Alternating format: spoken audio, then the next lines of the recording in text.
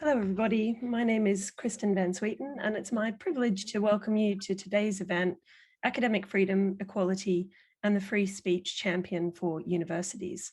This event has been organised by the Bonavero Institute of Human Rights here in Oxford in conjunction with the Oxford Law Faculty, Melbourne Law School and Harvard Law School.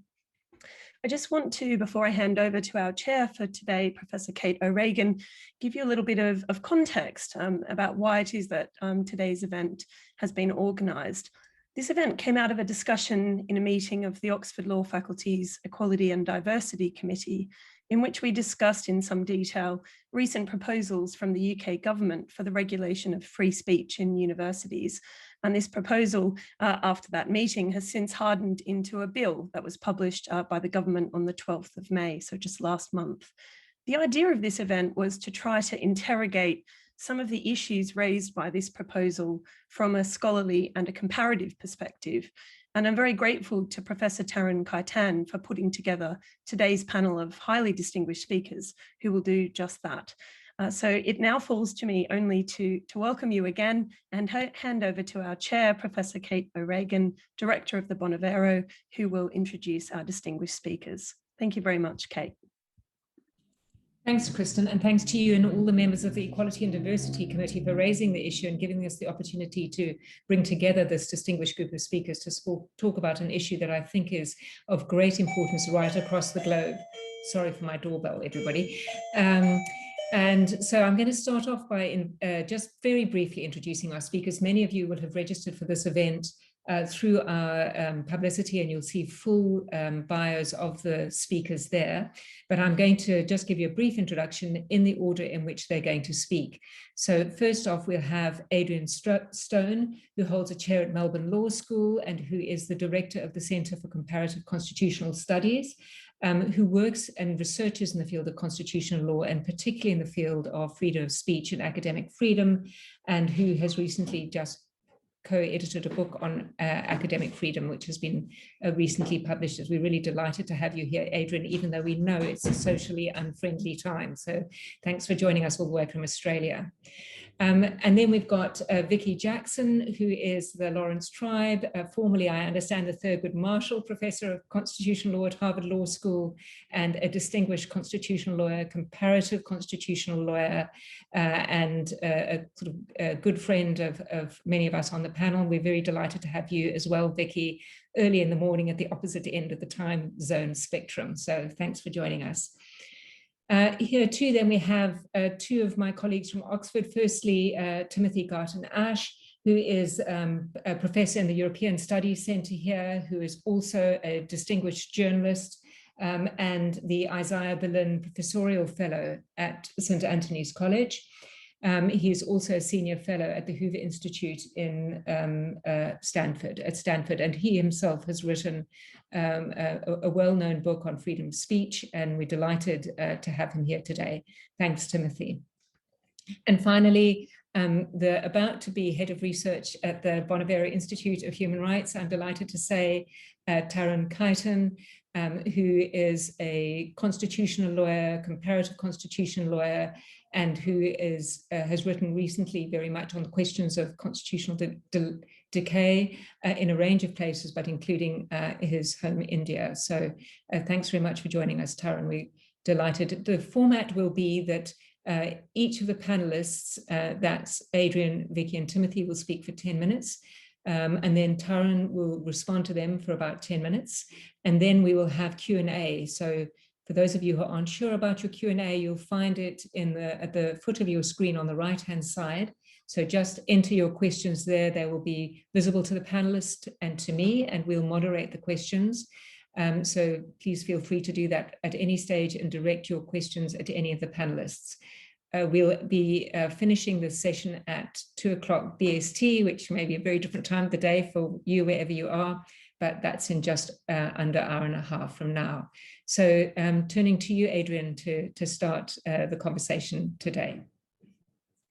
Thank you very much, Kate, and thanks to you, to Tarun Kaitan and everybody at the Bonavero Institute for this lovely invitation. I'm really delighted that it's a silver lining of the COVID age that I can join this panel from Melbourne. Now, I note the panel has been formed in response to a proposal from the British government for a new regulatory regime, the centrepiece of which seems to be the appointment of a free speech champion to monitor compliance with regulatory requirements at British universities, and I think to supervise a complaints mechanism. And those are the regulatory requirements, of course, relating to freedom of speech and academic freedom.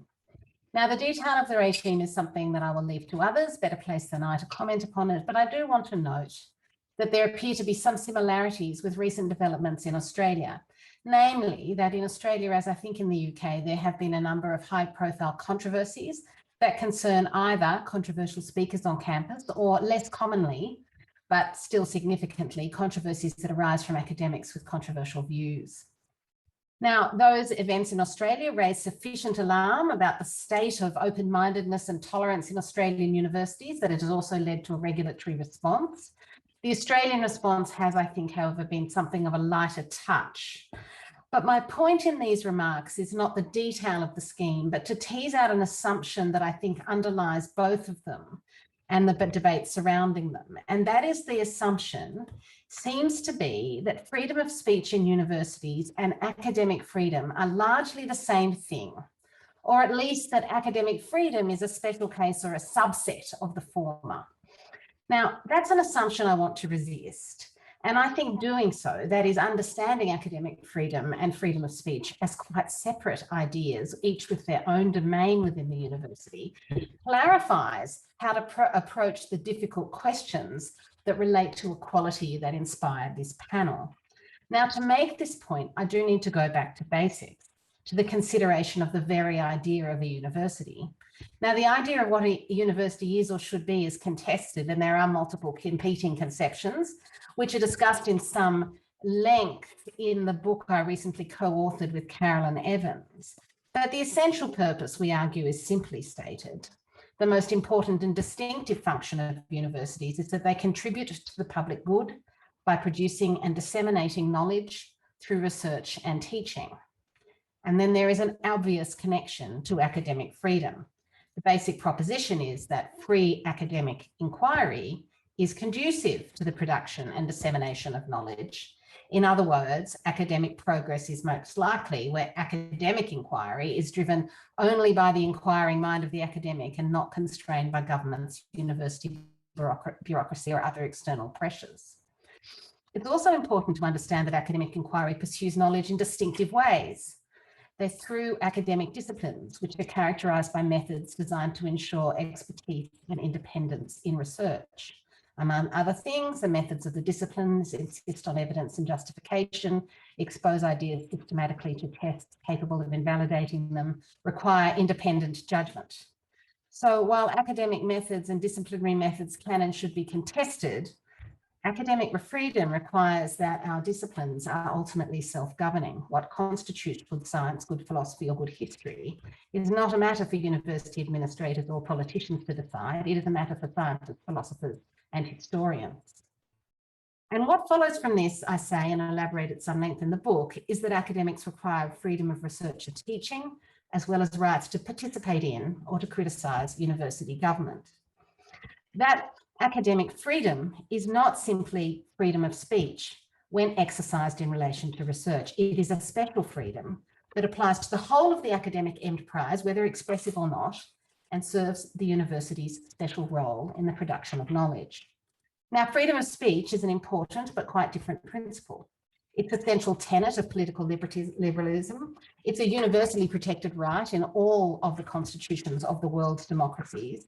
And amongst an enormous literature, there are at least three very well-known justifications. It's essential for the search for truth.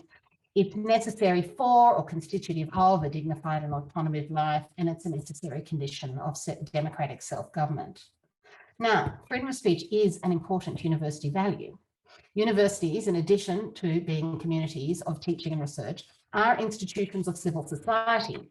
They provide a forum for public discourse. Every day, universities host politicians, public officials, artists, activists, representatives of community groups, and other kinds of speakers from outside the academy, and members of the university community engage in these activities themselves. And all of these, whether it is a political journalist offering insights from her reporting of a public lecture, or a judge discussing the law, or a politician engaged in political advocacy or joining a discussion panel on issues of the day. All of these people are exercising important free speech rights.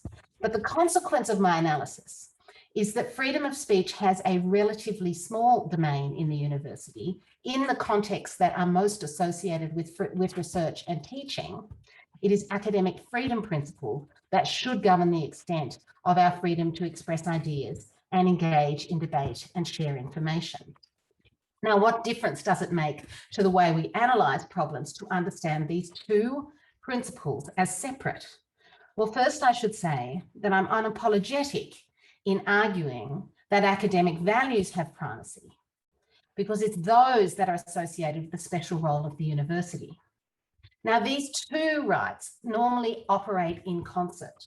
The kind of vibrant public discourse that a strong principle of freedom of speech promotes on campus is conducive to just that environment that also, in most cases, promotes academic inquiry. But there are rare cases where I think we will need to distinguish between them. For instance, in my view, a speaker on a university campus who not only is not an academic, but actually actively undermines academic standards, not by showing a contempt for and complete disregard of the idea of something like truth and evidence giving, is a speaker that a university has no obligation to host. There may be reasons why a university chooses to do it anyway. It may choose to allow that person to be contradicted, but I do not accept that universities are required to buy into the idea that there's something to be said for every proposition. And there may be circumstances where universities choose to act to protect their academic values over their free speech values. Now, turning to the conflict that I think inspired this panel. Conflicts that arise when some activity done in the purported exercise on campus of free speech or academic freedom might serve to undermine the equality of some members of the university community. Let me say up front that I think these are hard cases. Universities need high levels of tolerance for unorthodox, uncomfortable, and offensive ideas.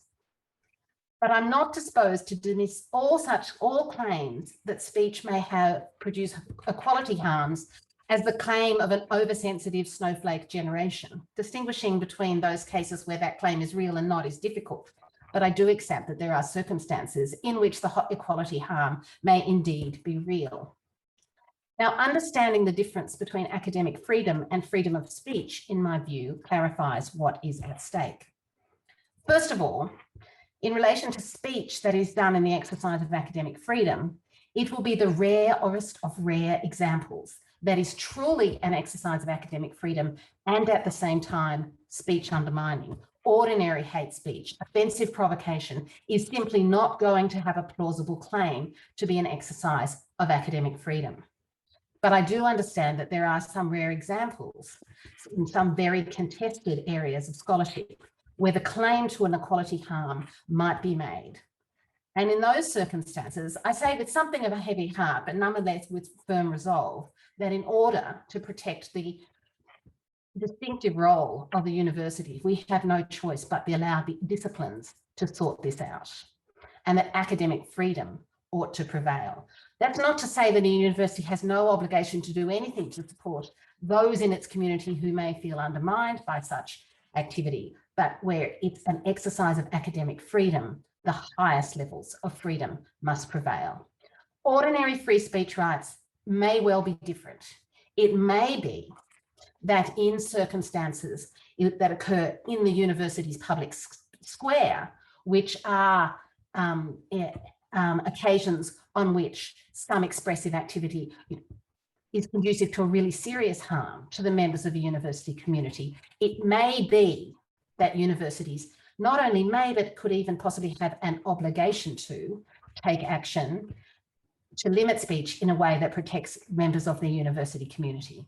I think that those will be rare, but I would be prepared to contemplate them much more readily than in circumstances where we are dealing with an exercise of academic freedom.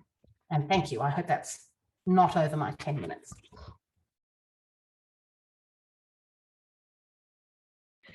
Thanks, Adrian. That was really clearly done, and I think almost exactly within your 10 minutes. So thank you very much indeed. We're going to turn now to Vicky. Thank you very much, Kate and Taryn and Kristen and the Bonavero Institute for bringing us together and giving me the opportunity to talk. I'm going to situate Professor Stone's comments in a broader framework of what I call the knowledge institutions that I have argued are a core component of sustaining constitutional democracies. Now, a university is a knowledge institution par excellence, but constitutional democracies need a broad and diverse constellation of knowledge institutions, some of which are private, some of which are public, some of which take the form of universities, but might take the form of a government office. And this range of institutions is needed in order to provide an appropriate epistemic infrastructure, an appropriate knowledge base for sustaining competent, effective, and democratically legitimate government. So what are examples of knowledge institutions? In 10 minutes, I can't be comprehensive. I'm going to start with a very bare bones definition and then expand it out. So I'm interested in ongoing entities, one of whose central purposes is the creation or dissemination of knowledge, which is determined according to the independent application by the institution of a set of disciplinary standards that are designed to advance the development or verification of knowledge. So from those three bare bones definitions, who counts? Well, as I've suggested, universities are a core example of a knowledge institution. That is, as Professor Stone argued, their essential purpose. But in addition, a free press is an example of a knowledge institution. The nature of the knowledge a free press produces may not be as enduring.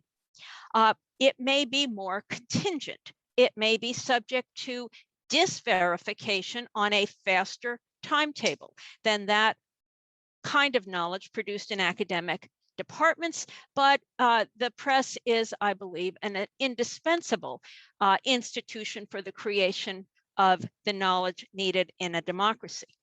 Third, and this is a perhaps more novel and contestable part of my argument, I have suggested that some government offices who are tasked with the accumulation or creation of databases and knowledge should also be viewed as knowledge institutions. So, for example, in the United States, there is a government entity called the Census Bureau, which is charged with overseeing a constitutionally required census of the population taken every 10 years, and many other many other surveys and censuses.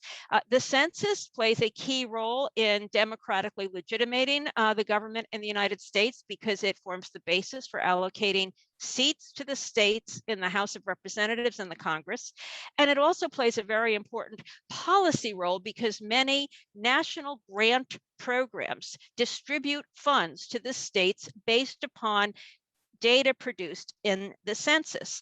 The head of the Census Bureau is required to be appointed for nonpartisan reasons and to have expertise in statistics and statistical analyses. There are many other offices of government that are charged with creating and acting upon bodies of objective knowledge.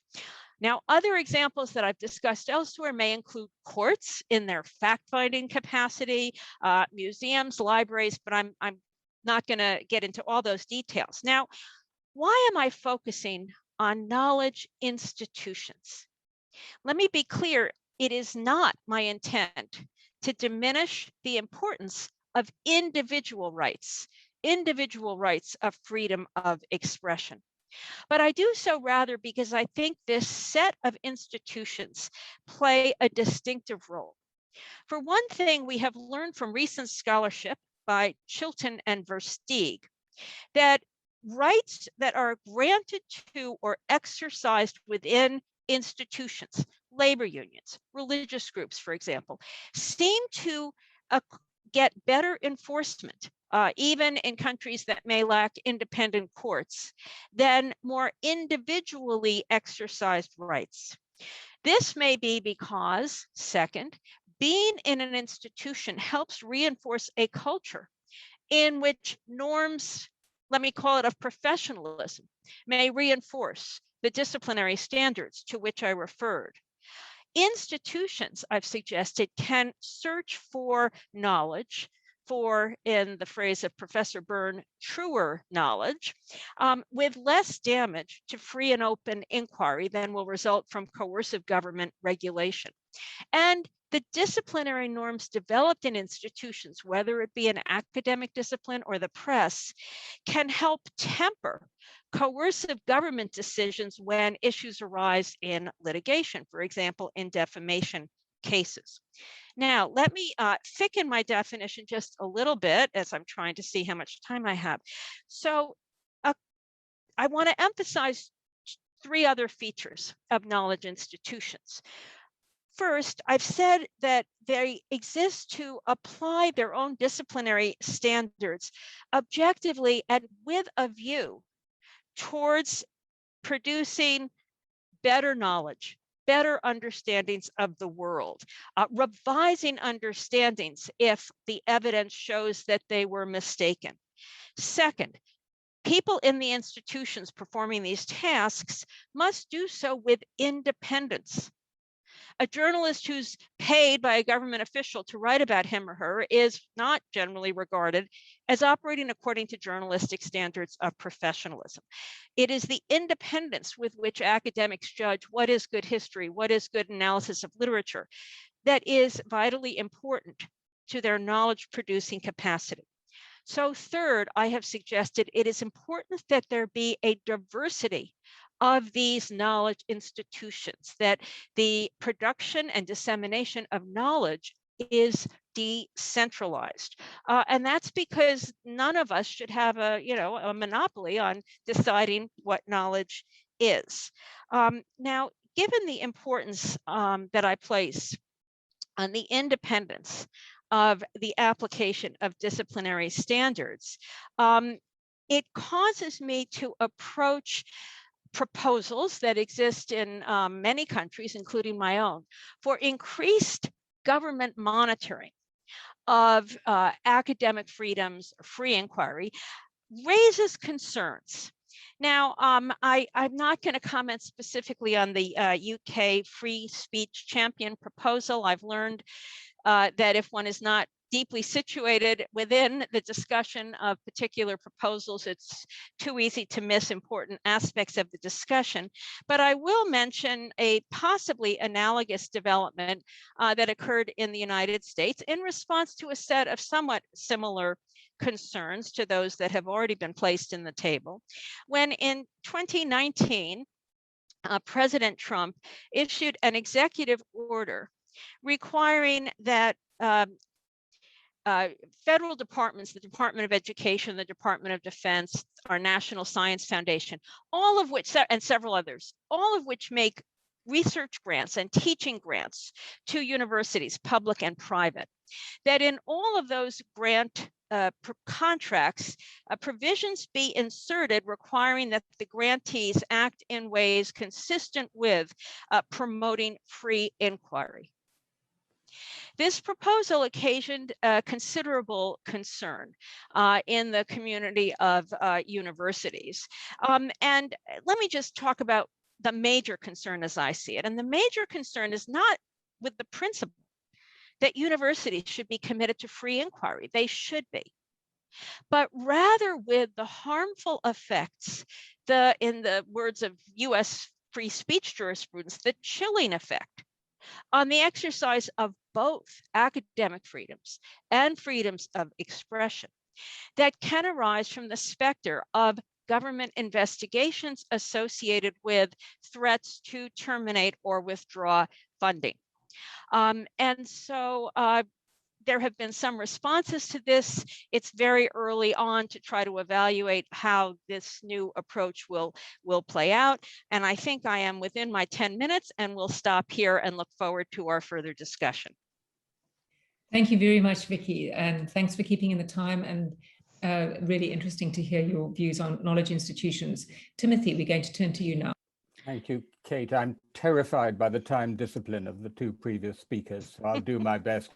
I'm going to talk specifically about this bill, Higher Education Freedom of Speech bill, and argue that it's a superficial, misguided, unnecessary, and probably counterproductive answer to a genuine problem. There are real threats to free speech in British universities.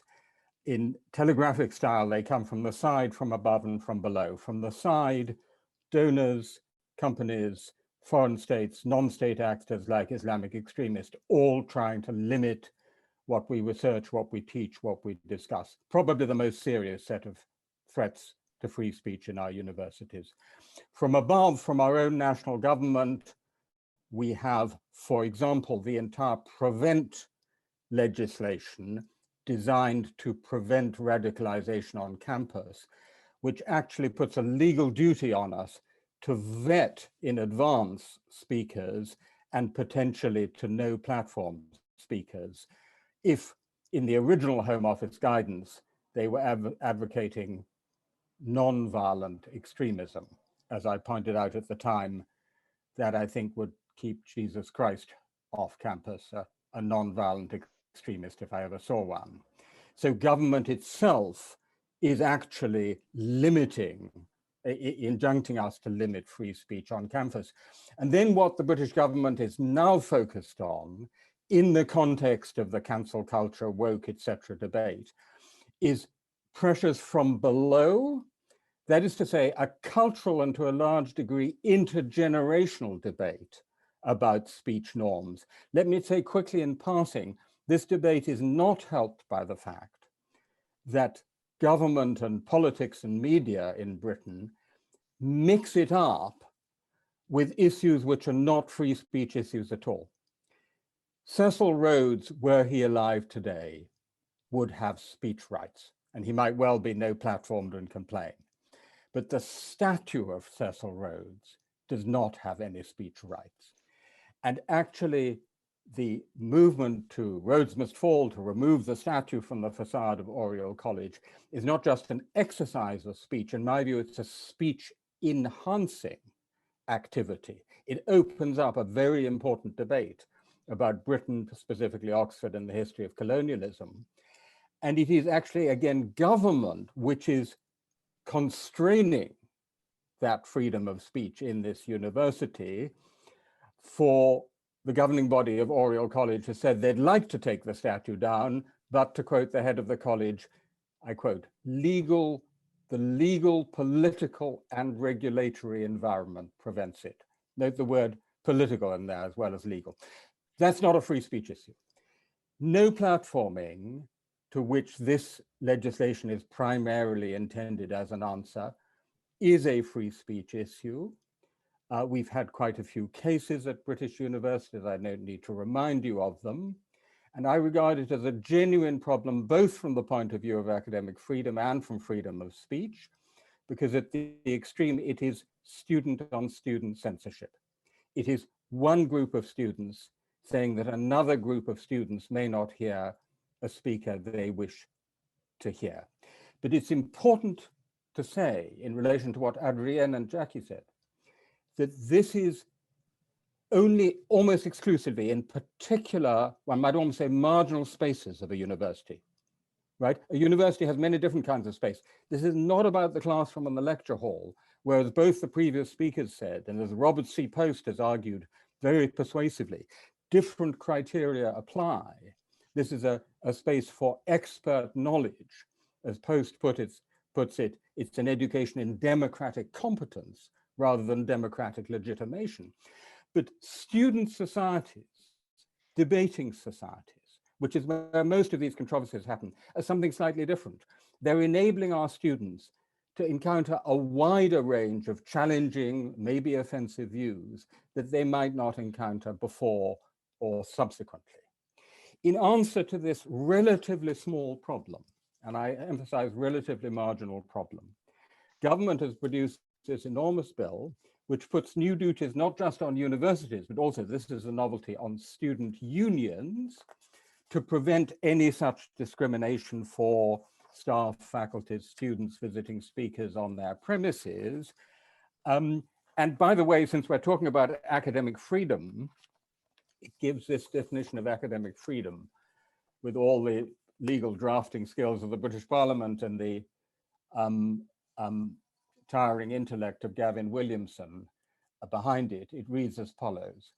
In this part, academic freedom in relation to academic staff at a registered higher education provider means their freedom within the law and within their field of expertise, A, to question and test received wisdom, and B, to put forward new ideas and controversial or unpopular opinions without placing themselves at risk of being adversely affected in any of the ways described in subsection 7. So disadvantages in their jobs or their privileges or being no platformed.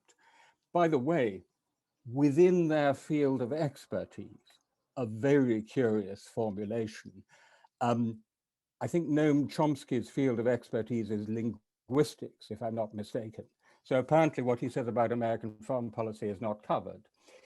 To implement this superbly lucidly drafted piece of information, the Office for Students will have to set up a free speech complaint scheme. It will have a director for freedom of speech and academic freedom, slightly Orwellian title, and it will have the power to impose fines on both universities and student unions or to allow civil suits. Why is this superficial, misguided, unnecessary, and counterproductive? First of all, proportionality. It is absolutely a sledgehammer to crack a nut. It is a classic example of legislation as political messaging, of which we've seen a great deal in the last 20 years. The number of cases that will actually be brought under this, I bet you, will be absolutely minimal, as happened with the legislation on incitement to religious hatred. Secondly, it imposes further time-consuming and expensive administrative burdens on already highly regulated universities, more compliance, red tape. So that, and Christine will know about this very well, one can almost imagine a theater of the absurd play in which the university representative for implementing health and safety legislation argues with the university representative for implementing equality and diversity legislation, with the representative for implementing prevent legislation, with a representative for implementing free speech legislation. It'd be quite fun as a play. Lots of good jobs for university administrators, but not very helpful, I think, to academic freedom. And in particular, I do believe it brings a danger of the chilling effects already referred to, because already we have a problem of what one might gently call timidity, or more robustly, institutional cowardice, that faced with this panoply of intimidating both regulation and challenges, institutions tend to pass the buck and say, maybe someone should do this, but please not us. And so I think it may potentially be counterproductive and actually lead to, oddly enough, even less speakers being invited. Thirdly, and this goes to what Adrienne said at the beginning, in supporting allegedly one kind of enhancement of academic freedom, it actually further reduces another aspect of academic freedom, which is institutional autonomy and self-government, as Eric Barrett argues in his excellent book on this subject, two slightly different aspects of academic freedom. And although I can understand why Adrienne is arguing that in principle these are distinct, I think they are in practice very closely related. That is to say, institutions that have great institutional autonomy and strong self-government are much more inclined to stand up to all those pressures, not just from government, but also from below and from the side. In conclusion, then of course I need to answer the question, so what do we do if this is a real, though small problem?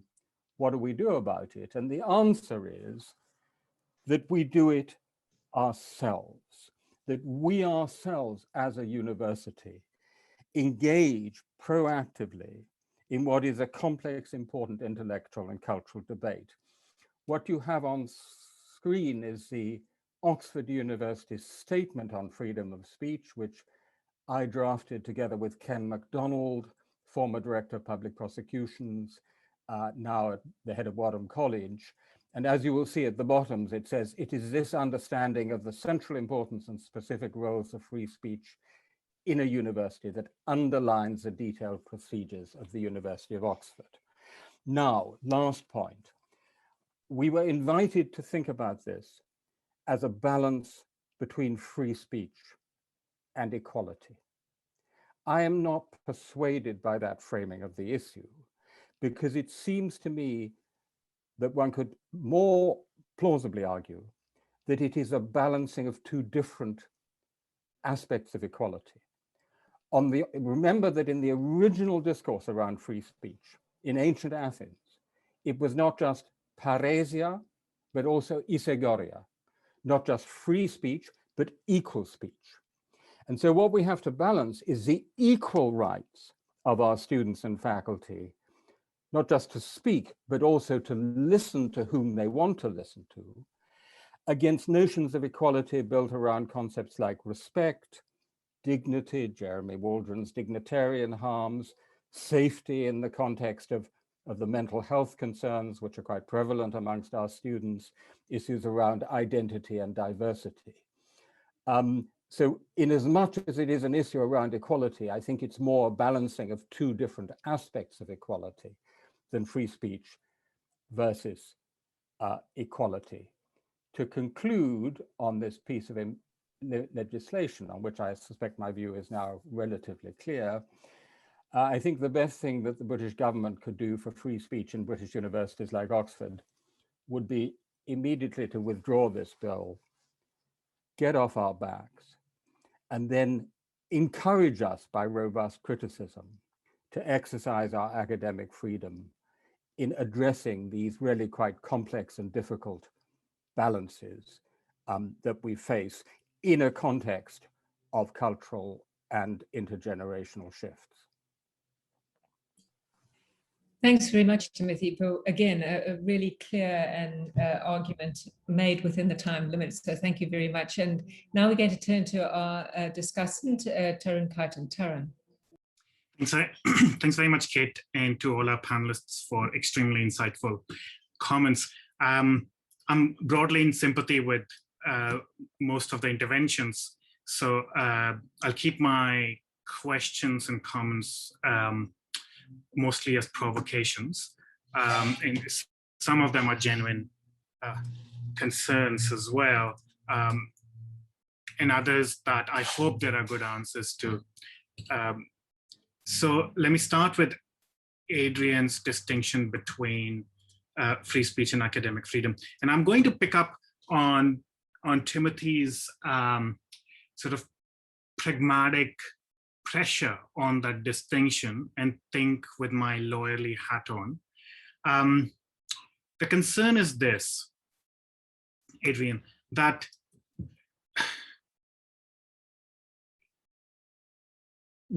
if you're thinking of academic freedom as potentially a right that can be litigated in constitutional courts as if it were a human right, it seems to me that in the backdrop that most bills of rights do not clearly guarantee academic freedom on its own terms, it'll have to be an implied right. It seems to me that free speech would be the best home for any court trying to find academic freedom as an implied right. If that is correct, then that puts some pressure on, I think, the conceptually very sound distinction. I don't think that we should muddle our concepts because it'll make practice difficult. So this is a strategic problem, and it may not put any pressure on the concept, but I'm wondering if there is a way to solve the strategic problem as well, in the sense that a court may be able to find academic freedom as an aspect of free speech guarantees, and yet take the distinction that you are insisting on seriously. Or maybe there are other constitutional homes for academic freedom, maybe the guarantee of democracy, for example. The second related question, this is also an extremely lawyerly question, is, and I'll come back to this theme in later interventions as well, is that at least in some states, if not all, at least some, if not many universities are public entities, either because they're state-owned or because they're state-funded. And for that reason, have a constitutional status, which is that of a public authority, and therefore subject to the Bills of Rights duties found constitutionally. And most democracies typically tend to have quite a robust jurisprudence on the protection of political speech from interference by the state. And obviously with the exception to hate speech in most jurisdictions, at least outside of the United States. And I'm wondering, is there a route out of that dilemma? If public universities are public actors subject to free speech guarantees, which tend to treat regulation of political speech extremely seriously, is there an exception to be carved out for public universities? Because by saying, while they are public bodies, they're not quite the same as state. They have a zone of autonomy in the sense that they make both claims of publicness, but also privateness on the state, and therefore constitutional regulation has to be more nuanced when it comes to universities, or something else. So these are sort of two related questions for Adrienne. Moving to Vicky's thought, and Vicky, so just picking up, continuing the same theme that I ended with on Adrienne, and this is also motivated by universities not quite being straightforwardly public actors, right? So, and as you know, I've been thinking about political parties as both public and private, and I think maybe universities are also public and private, and that is part of the problem in this sphere. So, you know, governments, at least in some jurisdictions, have often charted the course for and have pioneered equality duties and have changed or helped change university cultures and university recruitment policies by imposing through regulation equality duties, especially those of non-discrimination, but also in jurisdictions like India, duties of affirmative action on public universities. Are these regulations also problematic for knowledge institutions in the same way that regulation of speech on campus might be? And if they're not, what is the difference? So what is legitimate state regulation of universities and what isn't? Is it, so maybe there is no general dividing line, right? Maybe every issue is contextual, we have to balance all interests and factors, but I'm just interested to hear, you know, is it, you know, the charge often is that, you know, universities are packed with these left-wing academics, you know, and I find it quite hard to find them around, I should say, yeah. And that we're just opposing this because we don't like it, right? So are universities more amenable to regulation by left-wing governments and less so by right-wing governments? Is that what's going on here? And the related worry, Vicky, and this also relates to the public-private character of universities, is how do we maintain the publicness of universities that entitle universities to make claims on public funding, for example, you know? So the rollback of state funding on universities is a huge problem for the university sector, and we do believe that they have a public character that must require the state to fund it.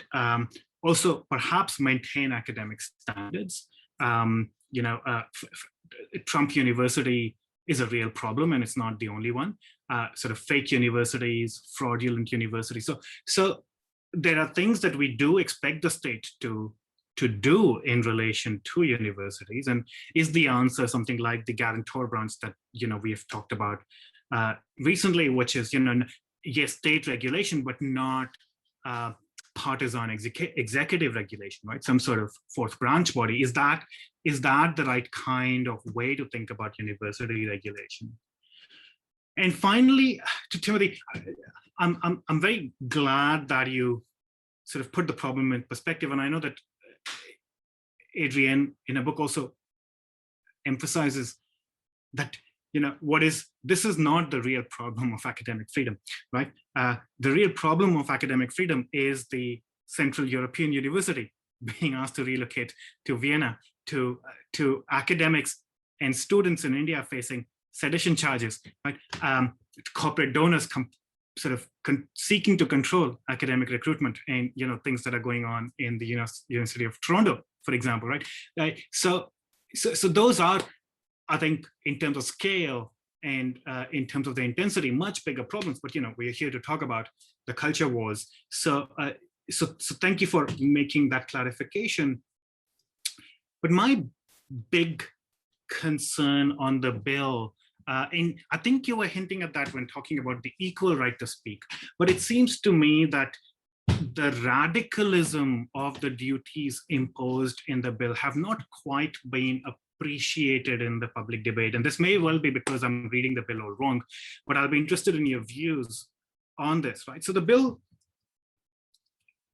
imposes a duty on student unions and on universities to secure freedom of speech for various groups, including members, students, staff, and visiting speakers. And it says that securing these freedoms includes the use of premises occupied by the student union or of the university. And what is not permitted is refusal of the use of premises in relation to an individual's ideas, beliefs, or views, right?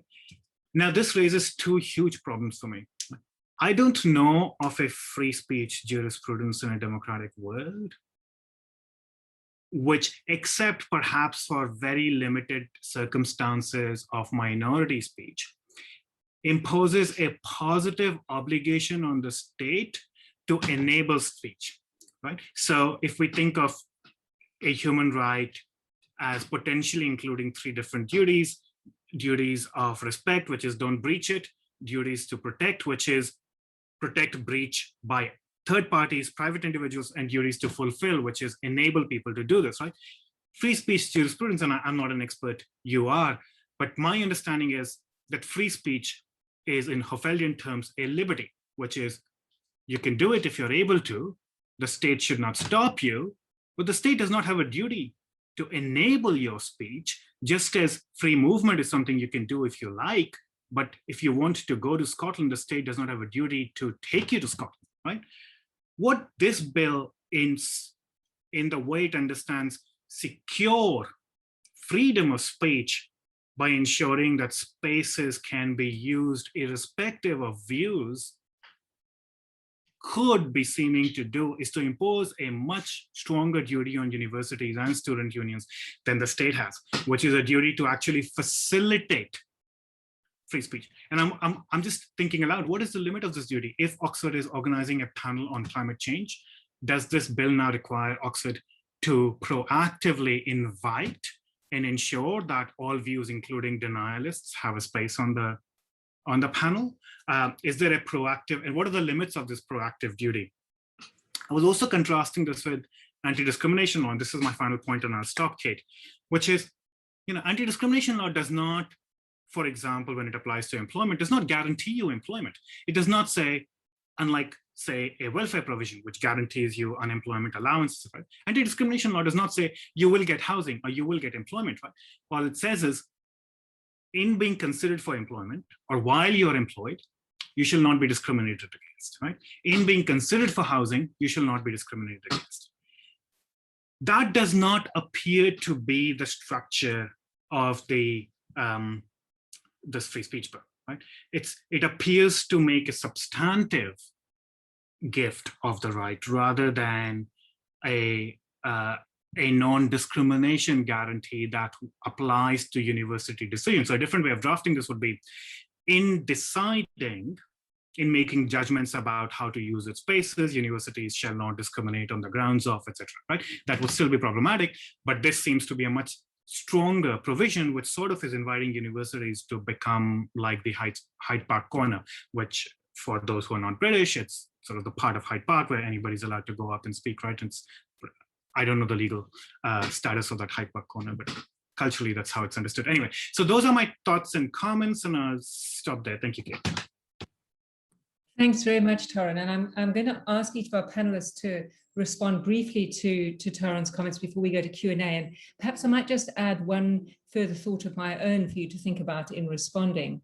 And that's to, in a sense, locate the discussion we're having today within a broader anxiety about the decay of democracy across the world and what the vectors of that decay are. And to suggest to you, perhaps, that one of the things, and it links to something Taran has said, that we have underestimated the importance of non-state institutions in contributing to democracy. And key ones would be, it fits in with Vicky's argument, I think, key ones would be the media, universities, civil society, religious institutions, trade unions. These in some ways are associative bodies in which citizens and members of the society get to participate, very often for political purposes, but also for non-political purposes, but that they are in some ways sort of not generally controlled by the state. They may be funded by the state, but often they won't be. But they are kind of core elements of what we might call kind of modern democracies. And there seems to be quite a close connection between societies which have rich, independent, by rich I mean an array of such institutions that work well, and functioning democracies. One of the questions we're all asking ourselves is, so when we look at the patterns of democratic decay, they often start with attacks on these institutions. You might, the guarantor institutions that Taran talks about might be electoral commissions and so on. I'm really talking about the private institutions, the non-state institutions. And when is it? And what the other thing about these institutions, they're not bearers of rights. They're not bearers of individual rights. The members will have individual rights, but they're not bearers of individual rights.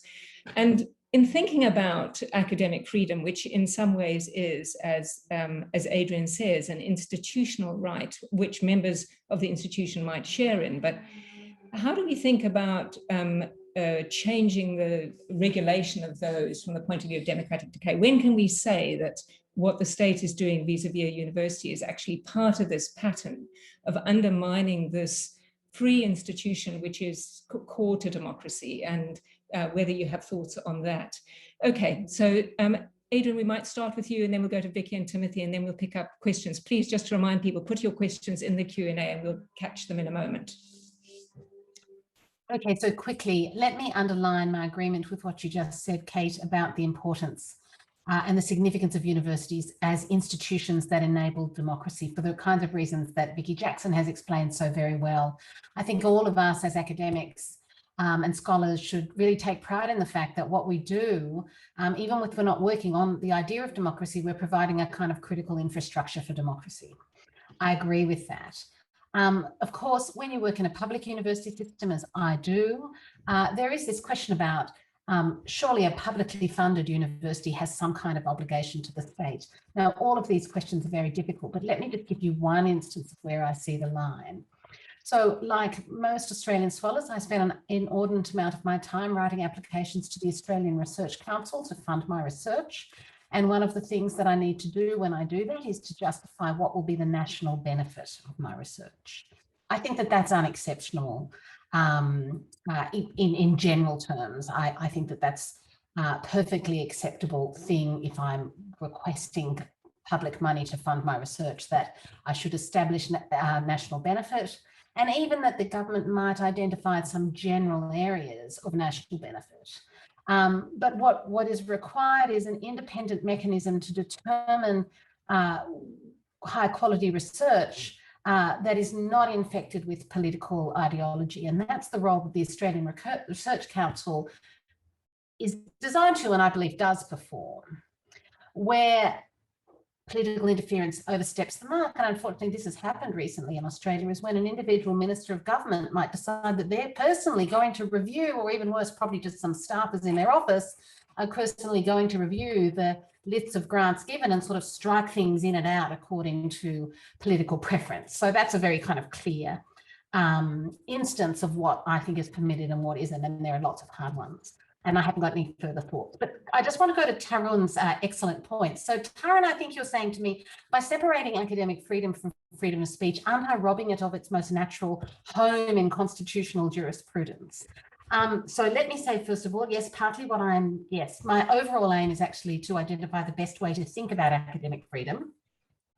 And questions of litigation strategy might undermine that in a given case. And I think that's hard. I mean, I'm aware of, and I know you are as well, of the excellent work of Renata Uwitz, who is looking about how to sort of try, because it's really important, to cobble together, cobble is my word, not hers, protection from academic freedom from in European human rights law, because there's no obvious natural home. And I hope I've done justice to her important work in that brief summary. But what I would say is partly I'm aiming to get people to think correctly about it, because universities have a lot of discretion, and it'll improve university decision making.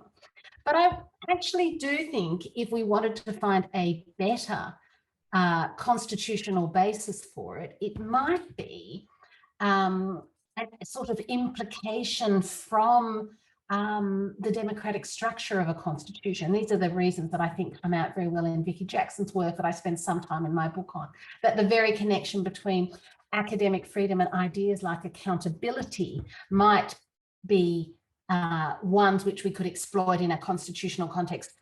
I think that's a more ambitious argument, but I think it actually is a more intellectually more secure home. And lastly, I think you're pushing me to say, how can a university, especially a public university, seek to have special limits on freedom of speech within a public sphere? Now, to be clear, I don't think this happens very much, but I actually think a strong understanding of the institutional purpose of a university and the connection of that purpose to constitutional values like democracy provides the foundation for such an argument. Proportionality analysis, for example, which is used in most places to limit rights, allows for the identification of a legitimate object. And I think that would be exactly the kind of thing that you might argue is a legitimate object. So that's the sort of way through, I think, that very interesting thicket that you pointed out for me. That's all I'll say for the moment.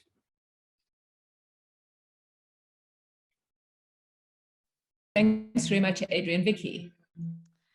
Well, thank you for wonderful comments. I don't think I'll be able to get to quite all of them because there were so many, but let me thoroughly associate myself with Kate's suggestion that universities, and I'm going to say here both public and private, I come from a country which has both public and private, are an important part of this much larger infrastructure that I have argued is an essential component of a constitutional democracy. I've been asked, are you talking about a fourth or fifth branch? And my answer is no, because one of the key features is to see these entities, these knowledge institutions, as separate from government in certain ways.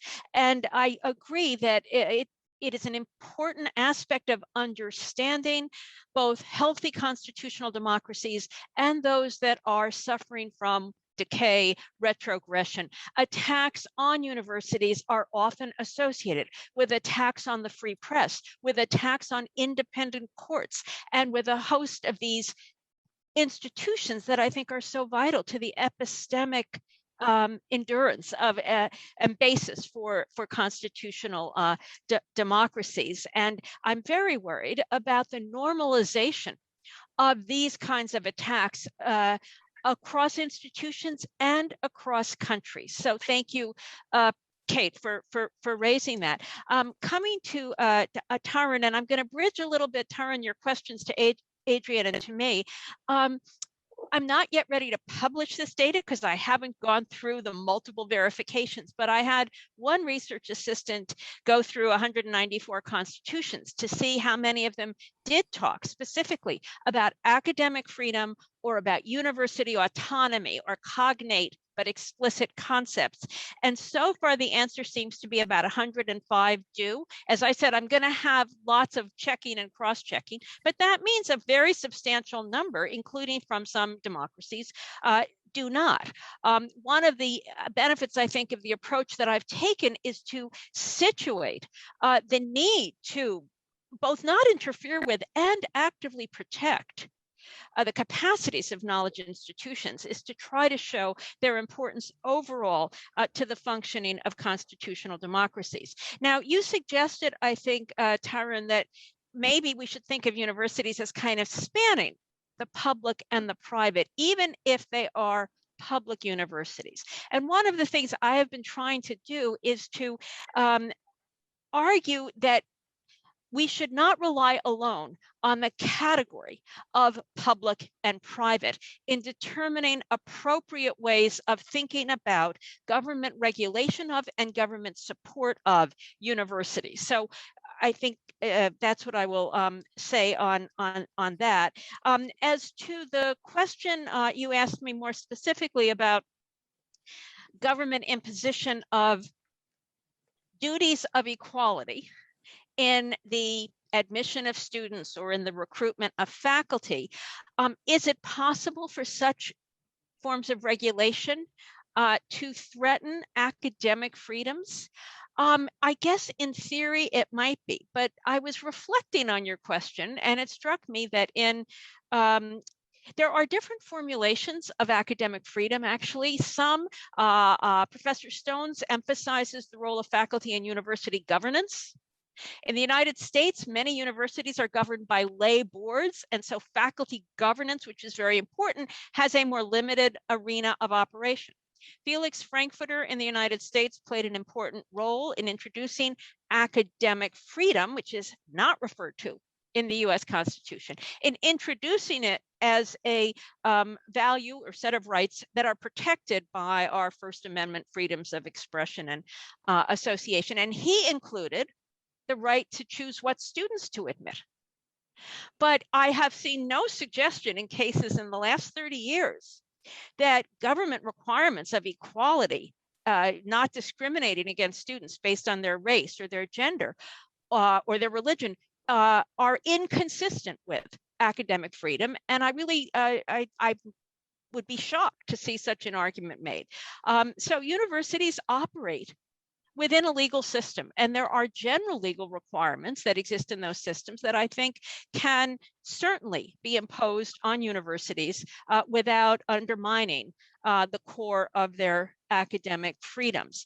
Could I say one more thing, Kate, or am I out of time?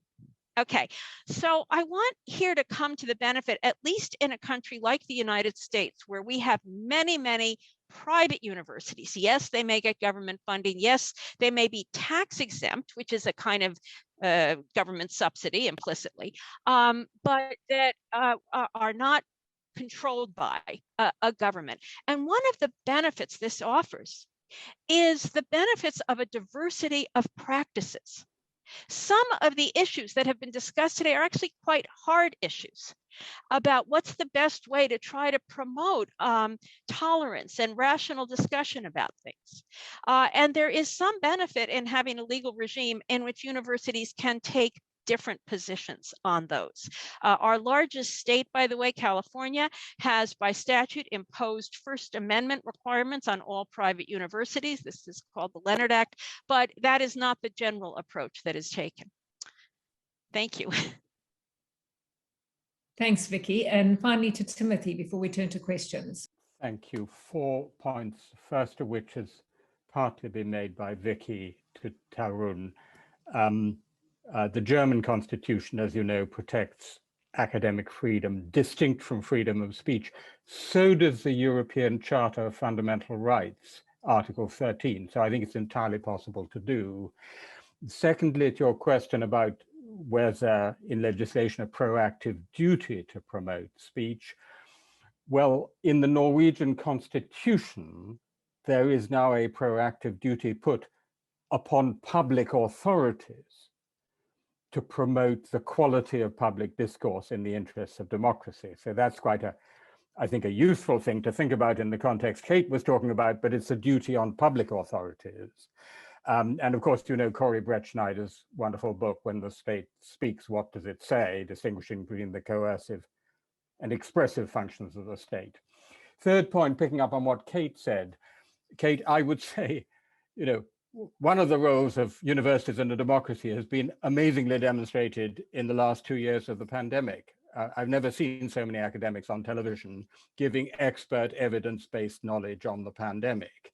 So, you know, there's a concrete demonstration of the contribution made by universities. But my fourth and in a way, my most important point, I think, both in talking to governments and in the conversation with students, we need to keep stressing this point, that a university is many different kinds of space which have different rules and norms. So in the crude version of the safe space demand from students, the university in its entirety is conceived of as one space, so that if Germaine Greer is speaking the other side of town to a student society that I don't need to attend, I might feel threatened. And that's clearly nonsense, because there are many different kinds of space. There's the compulsory undergraduate lecture space, where undergraduates have to attend. There's a graduate seminar. There's the dorm or student residence. There's the student society. There's the case we had at Exeter College recently, where actually it was an outside society that had rented space in Exeter College premises, where Selina Todd, the feminist historian, was then no-platformed. And the point is this, that the norms we're looking to, the service to democracy, varies across these spaces. At the heart of it, in the research lab, it is expert knowledge. And as I think it was Adrienne rightly said, we don't want people who don't know what they're talking about. But at the student society or debating club end, it's much more like the public square, where it is a positive function to invite a wide range of views, many of them ill-founded, possibly mendacious, provocative and offensive. And I think getting across the message, both to politicians and to journalists and to students, that there are different kinds of space that move according to different norms would be a really helpful exercise. Thanks very much, Timothy. So now just turning to the questions, and the first question relates in fact to the employment rights of academics, and whether in the new bill's failure to provide academics with a right to bring a claim in an employment tribunal for re-engagement is a weakness in the bill, given that tenure is an important element of academic freedom, and there seems to be an absence of a functional equivalent to tenure in the UK. So just make notes of these questions, perhaps I could say to our panelists, and then you'll be able to select which ones you want to respond to in a moment. The next question relates to Timothy's suggestion that the way to deal with these issues is actually for universities to develop their own internal systems. And the question is that whether that may mean effectively that it will be university administration or university authorities who would be reviewing decisions, individual decisions by student organizations or students themselves as to whose voices should be heard. And whether it's your view that a higher level approach will adequately tackle that and that it will filter down. He suspects part of the government's concern but maybe that leaving the issue to universities at large is not going to deal with the issues of students and student unions. So whether we don't actually need legislation in order to address decisions taken as it were, by students. And the third question in this round that I'm going to pick up is a question about a recent announcement or letter by 150 signatories from Oxford indicating that they were going to, and I'm just checking the exact language of the letter, that they were going to withdraw all discretionary work and goodwill collaborations with Oriel College over its decision not to remove the statue of Rhodes from the building. And the question is whether this boycott on political grounds is an abuse of academic freedom and reminiscent of how Soviet and Chinese authorities penalized students in order to put pressure on their parents and bring them into line. So whether, in a sense, this isn't a form of bringing pressure to bear on students and parents of Oriel students. And I think we might start there, because many of them do refer to the UK situation. We might start with you, Timothy, and then ask Vicky and Adrian if they'd like to, and Taran if they'd like to respond. I'm not competent to answer the first question, so I hope someone else who's a proper lawyer will do so, but I'll take the last two. Starting with the last one, I think, in all frankness, to the very distinguished questioner who's put this question, I think it's wildest hyperbole to compare this move by Oxford academics to something done by totalitarian states in the Soviet Union and communist China, who had all the coercive power of a totalitarian state to bring to bear on parents and students. So I think that's a wild comparison.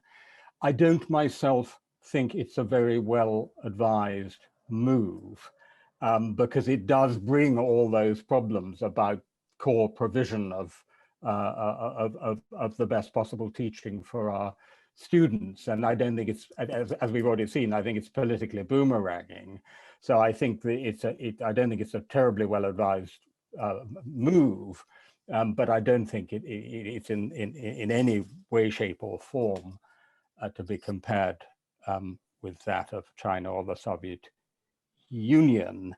I think the focus, by the way, since the issue is about Oriel and Cecil Rhodes, what we need to understand is what exactly is this legal, I quote, legal, political, and regulatory framework, which is stopping the self-governing body, the governing body of Oriel College, doing what it wants to do, which would address the problem.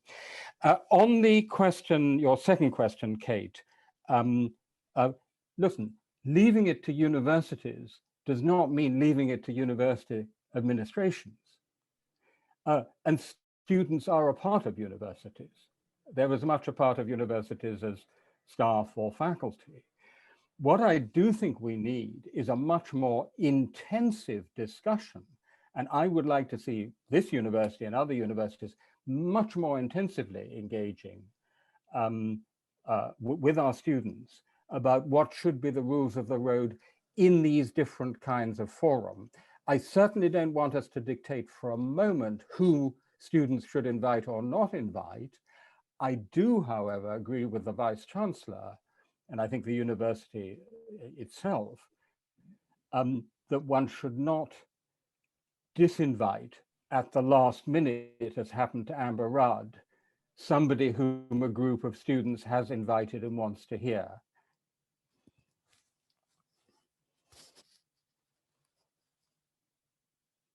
You're on mute. Thank you, Vicky. Thank you. So on, I have no, I'm not going to speak to the question of the law of the UK about Professor suing. I will observe that in the United States, it is not uncommon for both students and faculty to sue their universities, claiming that they were unjustly penalized or unjustly disciplined or unjustly failed to be promoted in the case of faculty. I would say on the whole, the court's approaches to these are to manifest a certain degree of deference to the autonomy of universities to make what they might call genuinely academic decisions. So the idea here is if the denial of tenure is based on a genuinely academic evaluation that the work does not merit advancement, the courts will generally have hands off. Whereas if Okay, with respect to students, I think a very similar approach has generally applied, where a student is, say, dismissed from a graduate program for failing to meet the academic standards. As long as these are genuinely academic standards, the courts tend to hands-off defer. On the other hand, if the court becomes convinced that there has been some sort of retaliation, not related to academic issues, but related to a political position or a prohibited ground of discrimination, then they will intervene. So there is an opportunity for challenge, but one that is, on the whole, I would say, administered with respect for the value resulting from recognizing a degree of academic autonomy over academic matters. The only other thing I would comment on about the idea that Timothy spoke to, that universities should be addressing questions of student speech and student speakers themselves, I endorse that.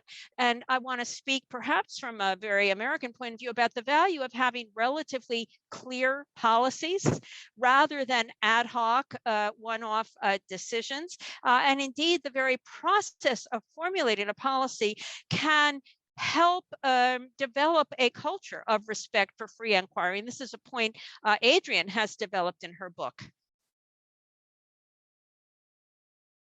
Thanks, Vicky. Over to you, Adrienne.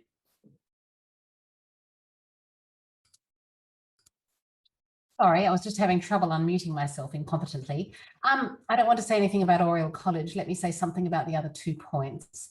On the question of once you have a commitment to academic freedom and freedom of speech, you need a governance mechanism to ensure they're implemented. That's right.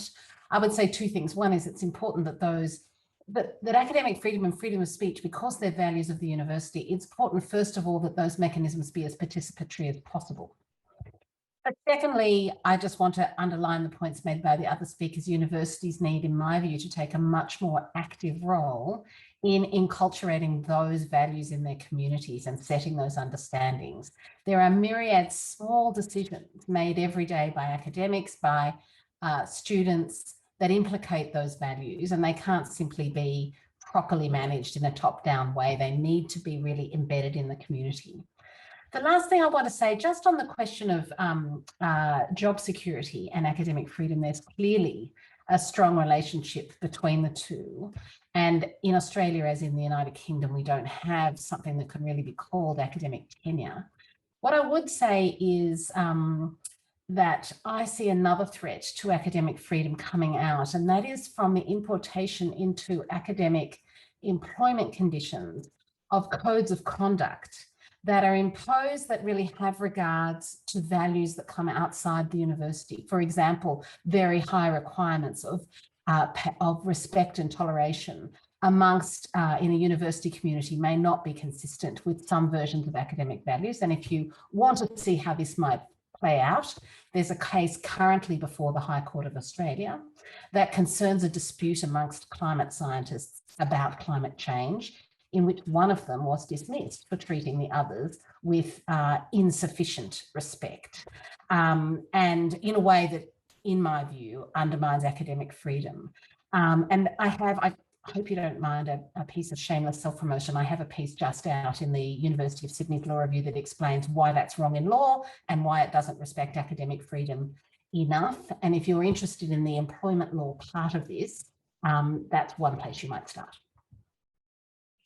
Great, thanks very much, Adrienne. If you get a minute, you could always add that into the chat, the citation into the chat, so people get hold of it. Thank you. So I'm going to just pick up the last batch of questions now and give everybody a chance to respond to them. So the first one is what panelists make of the growing emphasis on the expectation or perhaps even duty of ensuring a diversity of opinions in universities. Is this a new form of positive obligation that we should take seriously, or is it in fact a limitation of academic freedom? And from the same questioner, whether the panel sees open access as a helpful tool to push back against limitations on academic freedom, and if so, do you see ways of building a robust alliance in support of open access? And from the same questioner, whether the panel sees open access as a helpful tool to push back against limitations on academic freedom, and if so, do you see ways of building a robust alliance in support of open access? And from the same questioner, whether the panel sees open access as a helpful tool to push back against limitations on academic freedom, and if so, do you see ways of building a robust alliance in support of open access? The next question, Timothy, is aimed at you, and it really goes back to the definition of academic freedom that you mentioned in the new bill. And the questioner points out that it is in fact drawn from existing legislation with one amendment, and that is the addition of the phrase which you highlighted about the freedom to speak on one's area of academic specialty, and whether you have suggestions as to how one could improve the definition, and whether academics should have stronger rights. Do you agree that academics should have stronger rights when they are speaking within their discipline? Something, Adrian, a distinction there between speech and academic freedom she might like to comment on as well. The next question is one that I think it would be important for the panelists to respond to, because it's one about which there is concern, which is the question of whether one's racial or sexual identity are seen to be central to the legitimacy of whether one can speak on topics. And the questioner asked whether the panel realizes that identity politics is now central to the student experience, and that a student's identity is relevant to whether the student can speak on a topic, and perhaps more relevant than rights of freedom of speech or freedom of association, and how the panel feels about the fact that some students feel excluded because they cannot be said to be representative of the views of minority identities. And there are a couple of other questions about how we should protect academic freedom, and if what issues would arise if academic freedom is protected by reference to freedom of speech, which I think you've spoken about, Adrian, but you might like to come back to. So again, I'm going to just do a round of the panelists, and this time including Taryn, to give them an all opportunity, and we've probably got time for each of them to have 2 minutes on each of these. I know it's a rather big ask, so just select out what you'd like to think you can manage in the time. And just to shake up the order of it, maybe we'll start with Taryn, then go to Vicky, then Timothy, and then Adrian. Taryn. I'll just say something briefly on the identity question, Kate, which is that I'm repeating the free speech is a license point here by saying that there are many things in our culture that are problematic or become problematic. Not all of them are part of a legal guarantee, and neither should they be. So I think it is a problem that identity has become such a huge marker of legitimacy. I also think that it is perhaps a reaction to people being excluded for a long time. But as long as that's playing out in the cultural sphere, does law have a role to play there? I think not, and I hope not, because law is like a bull in a china shop there, and trying to put its thumb on that cultural debate, which should just play its course, I think will be problematic and probably have unintended consequences. Thanks, Taryn. And then just to also remind people, there's some really useful references in the chat. Thanks, Adrian, for putting in your reference. Just keep an eye on them because they'll probably disappear when we end the session. Vicky. Thank you. I want to associate myself with Taryn's response to the question of the role of personal identity in legitimating or excluding people from speaking. I think that is a real problem. But I want to say that, and I also agree with him that addressing that through law seems like a mismatch, but that there is an idea of having respect for the experiences of people who are different from you, and understanding in discourse that it's not that if you're male you can't talk about pregnancy. Of course you can, but if you're male you haven't experienced it, nor do you face the prospect personally of experiencing it. And so discussion, being mindful that one's personal situation may expose one to a different range of experiences, is something I think is valuable in a cultural sense. I was going to comment on only one other question I'm not sure I understand the context for the question about the growing importance of assuring diversity of opinion in universities. But let me just say, coming back to really Adrian's point, if you're talking about an idea that every debate in the political sphere, so for example, let's say climate change, should be reflected in appointments to academic faculties, I want to disagree with that. The appointments to academic faculties should be based on the scholarly community's evaluation of evidence and arguments within the discourse of science. Now, is this a guarantee that there won't be biases in that community? It is not. But if the community is diverse enough and pluralized enough across different institutions, I am much less worried about that than I am about some government mandate to provide, as it were, equal time to positions that, while they may exist in the political sphere, do not have the same degree of academic support. Thanks, Vicky. Timothy. 3 points, perhaps. First, I'd love to know exactly why the words "within their field of expertise" were added to this bill. I don't know why they were added. They seem to me completely pointless. Noam Chomsky should be as free to talk about American foreign policy as he is to talk about linguistics. And our esteemed colleague Nigel Bigger is not actually an expert in colonial history, but he should certainly be free to talk about issues around the legacy of empire. So I don't think it's a useful distinction. On diversity, just very quickly, I have a whole chapter on diversity in my book, since we're in mild self-advertisement mode. But I do think that universities have to be careful not to neglect the whole diversity of diversity in our societies, and in particular 2 dimensions: class diversity and ideological diversity. Just how difficult it is for people from a poor white working class background in Britain actually to come and feel at home at a university like Oxford. That's something we have to take very seriously. I know we're trying to, and also I do think there is an issue of ideological diversity. I genuinely do think there's an issue of ideological diversity. And this brings me to my last point, which is there's also an issue around ideological diversity on the demand side from our students. There is beginning to be a sense of a narrowing of the Overton window, that what we only really want to hear is a certain range of, broadly speaking, liberal views. I'm a historian, not a lawyer. I see this as perhaps the biggest generational shift in the West since the 1960s. In the 60s, it was the young who brought the subject of free speech absolutely to the fore. Modern American free speech, First Amendment discourse is the work of the generation of the 60s to a great extent. And now we have a generation who are fundamentally challenging those norms. And therefore, we really need, and I think we've all been saying that, to have a really active engagement with this new generation of students and indeed younger faculty. And last point, structuring it as a matter of legislation and therefore of compliance actually impedes that debate, because then it becomes a compliance issue rather than an issue of genuine intellectual engagement that the university wants to do for itself. So I want less of the former and more of the latter. Thanks very much, Timothy. Adrian, last word.